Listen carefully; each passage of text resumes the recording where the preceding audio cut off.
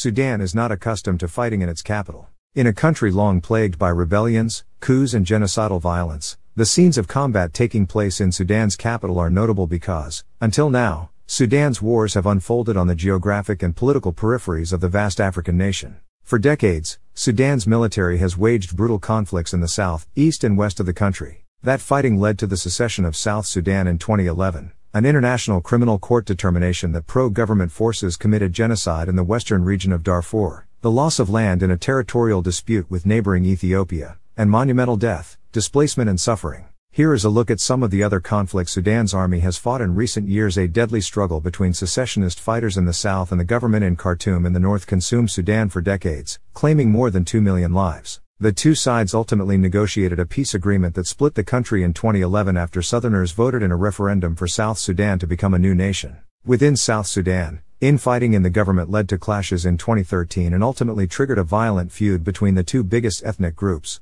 That conflict officially ended in 2018, but Africa's newest country remains fragile, faced with a humanitarian crisis that has millions of people struggling for food. Ethnically motivated violence in Darfur has killed as many as 300,000 people since 2003, according to an estimate from the United Nations, with Arab militia groups destroying and terrorizing villages inhabited mainly by ethnic African communities. The atrocities, which began after ethnic minority rebels accused longtime President Omar Hassan al-Bashir of repression, led to his indictment by the ICC for genocide. Mr. al-Bashir was ousted in a 2019 popular uprising that many Darfuris prayed would put an end to the violence. But the attacks against ethnic minorities in the region surged again last year, linked in part to upheaval in the central government. One of main figures in Sudan's current conflict, Lieutenant General Mohammed Hamdan, was a former commander of the feared Janjaweed militia group that carried out some of the worst atrocities against civilians in Darfur. General Hamdan is now head of the Rapid Support Forces paramilitary group battling Sudan's army. For over a century, Sudan and Ethiopia have been at odds over the lush border region of Al-Fashaga, where farmers from both countries have shared land.